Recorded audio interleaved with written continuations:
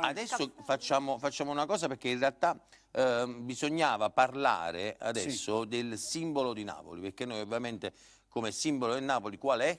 Osucci. Ecco, bravi, tutti quanti pensiamo Ciucciaria, E invece? ma in realtà è il cavallo, che poi, come spiegò lui, diventò ciuccio quando il Napoli perdeva. le partite. Però perché il simbolo del Napoli è cavallo? E allora qua mi gratta di nuovo dove mi prude, perché se io ti dicessi addirittura che il cavalluccio della Ferrari, il cavallino rosso, Cavallino rampante. è un cavallo napoletano. Mi mi dispiace per il modello di gioco, ma ogni tutta cosa è Napoli, lo ma so. sei esagerato. E invece purtroppo ve lo posso dimostrare. No, perché non ce lo puoi dimostrare. Metà del Settecento Carlo di Borbone a Persano seleziona le migliori specie equine d'Europa, incrocia cavalli nostrani con cavalli persiani e greci. Nasce il miglior cavallo italiano, il destriero napoletano, il cavallo sfrenato, che userà appunto come simbolo del calcio Napoli, che verrà usato come simbolo della provincia di Napoli. Il più grande cavallo, vi ricordate Raimondo d'Inzeo? Oh, come? Quello che vinceva tutte in Maragliola alle Olimpiadi. Lui cavalcava un cavallo persano che si chiamava Mergellina. L'esercito italiano, la cavalleria, ha sempre usato il miglior cavallo, più versatile, il cavallo napoletano, il cavallo persano.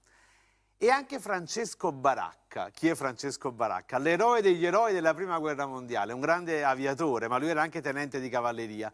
E sulla carlinga del suo aereo aveva appunto un cavallo persano, un cavallo sfrenato, un destriero napoletano.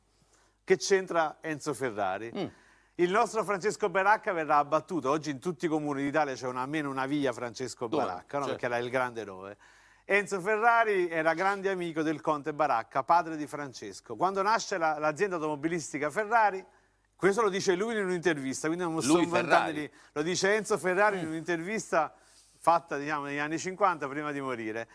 Il conte Baracca chiede a Enzo Ferrari: guardi, utilizzi il simbolo di mio figlio, il cavalluccio che aveva sulla carlinga dipinto, come simbolo della sua nascente azienda automobilista. Vedrà, le porterà fortuna. Sante parole, ma quel cavallo era il cavallo della cavalleria italiana e quindi era il cavallo persano. Quindi il simbolo più riconosciuto al mondo, più di McDonald's e più di Nutella, è il cavallo napoletano, è un cavallo persano. E quindi, ahimè, signor, mi dispiace per i modenesi, ma sappiate, si pigliano collera, ma il cavallo della Ferrari è un cavalluccio napoletano. Ma come fa? Allora decine da chi le dambapocci, dambapocci, da ravoglia, e t'ha fatto.